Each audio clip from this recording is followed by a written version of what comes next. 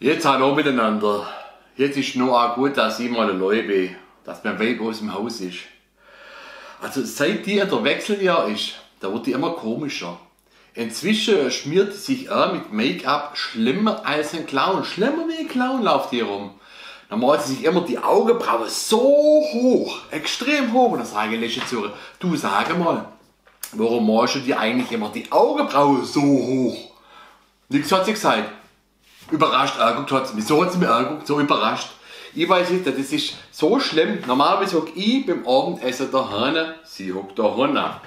Und dann geht es mir beim Abendessen immer so, kennt ihr das, wenn man beim Autofahren versucht, ein Buch zu lesen, ja? Nach 10 Minuten wird es mir schlecht. Dann muss ich aufstehen, dann muss ich gehen. Ich kann das nicht aushalten. Das habe ich letztes Mal einem Kollegen erzählt, nach der Zeit dazu mir. Ja du Axel, aber ihr zwei, ihr seid doch schon so lange zusammen, ihr passt doch zusammen wie zwei Arschbacke. Wie linke und rechte Arschbacke, ihr kennt, da kann die euch ohne die anderen. Sage ich, ja, der Vergleich ist gar nicht schlecht, zwei Arschbacke. Zwischen uns zwei hast du immer dicke Luft. Ja, dann lachen wir und dann sagt er, weißt du was, Axel, ja, kannst du am besten auswärts essen, wenn es dir daheim nicht mehr schmeckt beim Abendessen. Dann gehst du am besten ins Restaurant Karma.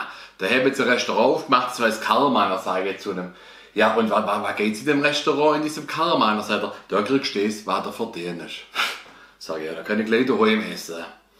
Ja, vom Essen, dann jetzt auch umgestellt, durch das, dass jetzt doch abends so tatsächlich wegen mehr auswärts ist. Wie gesagt, abends am Abendessen, das gefällt mir nicht mehr.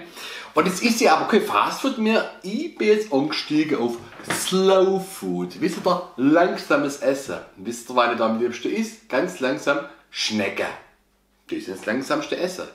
Und das ist nicht immer schlecht, das schmeckt super gut mit Knoblauchbutter. Doch mit Knoblauchbutter kannst du alles essen. Mit Butter und Sahne und Panade. Meine Oma hat immer gesagt, wenn du Essen versaust, durch Butter drüber, durch Sahne rein oder panierst, das geht immer, das kannst du immer essen. Ja, meine Oma, das war eine gescheite Frau. Ah, so Frauen geht es halt leider nicht mehr.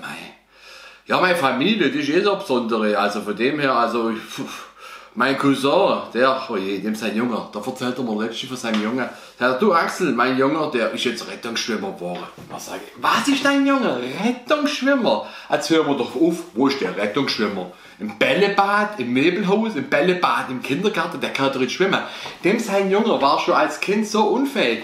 Der hat schon in der Fruchtblase während der Schwangerschaft hat der schon Schwimmfliegel getragen. Kann ihr mir glauben, der hat nicht schwimmen können. Die Geburt, wollt ihr euch gar nicht vorstellen, wenn der da rauskommt wie eine Schwimmfliegel. Die arme Mama tut mir jetzt noch nicht, aber das ist ein ganz anderes Thema. Ja gut, ich meine, vielleicht hat er sich ja auch gemacht. Vielleicht ändert sich ja im Leben und ich glaube, aus dem ist auch noch was geworden. Genauso Beispiel auch in der Familie halt, ja, ein Schwibschwager von mir. Kennt ihr, wisst ihr, was ein Schwibschwager ist? Das ist schon eine Verwandtschaft über Schwager. Das ist schwer zu erklären. Halt, das ist kein Blutsverwandter, ein Schwibschwager halt. Und der war früher auch so ein Nervleger, so ein Gesichtsnachhäger. Also der hat auch nichts taugt. Der war so blöd, der hat nicht gewusst, aus welchem Loch er fußen muss. Und der ist jetzt aber dann vor ein paar Jahren in Spanien ausgewandert. Und jetzt habe ich mitgekriegt, in Spanien haben die den richtig respektiert, den richtige Achtung vor dem. Also die sagen immer, El Alemán tiene cojones grandes. Also sagen, der hat dicke Eier, also der hat echt so was gebraucht. Nee, der ist jetzt nicht irgendwie Kampfsportler oder Leibwächter geworden. Nee, der hat dort Metzgerei. Ja, Stierhoden, die essen jetzt Stierhoden, der hat halt Cojones Grandes. Und genauso Hobby, also, für das ich da auch Cojones Grandes brauche, also große Eier. Ja, nein, in mein Sexualleben. Ich bin jetzt 50, da schwätzen wir nämlich über der Sex. Da machen wir einfach. Neu, ich brauche große Eier, um gute Spätzle zu machen. Und gute Spätzle, die dürfen ruhig große Eier in sich haben, da dürfen viel Eier rein und Eigelb und dann schmeckt es auch. Liebe geht durch den Magen. Und wenn ich jetzt sagen, wenn die Leute, pass mal auf, vor lauter Cojones Grandes und wenn ich eine große Spätzle haben, jetzt Hunger kriegt. Ja, jetzt hat es gerade nochmal der verkehrt, jetzt haben wir es gerade für große Eier, Organe, jetzt muss ich gerade an meinen Onkel denken. Mein Onkel, der hat, wie gesagt, er liebt offene Leute. Und das meine ich auch. Ich mag offene Leute, offene Menschen. Ich kann mit euch daheim gerade über private Themen schwätzen, als ob wir nichts anderes da hättet bisher, als ob wir verwandt wären, als ob wir zusammen wohnen täten. Und ihr könnt das auch gar nicht antworten. Nee, mein Onkel, der hat immer gesagt, er will mal was mit Menschen machen. Er liebt offene Menschen. Und das sagt mein Opa zu dem Hand, da wirst du einfach Gerichtsmediziner. Dann hast du genug mit offenen Leuten zum Tor. Ja, dann hast du Gerichtsmediziner war und ja gut, ich mein, der Beruf, da stinkt ja schon ein wenig, gell?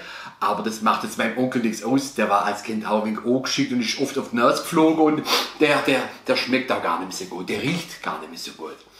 Und ja, der hat auch einen trockenen Humor. Da sagt mein Opa mal zu einem, ja, wie er das eigentlich so macht, wenn er da die Organe rausbaut und wie er der wieder richtig reinbaut und so. Da sagt mein Onkel zu einem, weißt du, Papa, bei Organe wieder reinbauen, da muss ich aber nur gut organisiert sein. Ja gut, flacher Humor, aber wir haben Humor in der Familie. Mein Onkel hat auch Humor. Und ich auch. Und dann habe ich eben früher gesagt, Leute, ich werde mal später Comedian. Dann haben sie alle gelacht. Alle haben sie gelacht, wenn ich gesagt habe, ich werde mal später Comedian. So, und jetzt bin ich Comedian. Und jetzt lacht keiner mehr.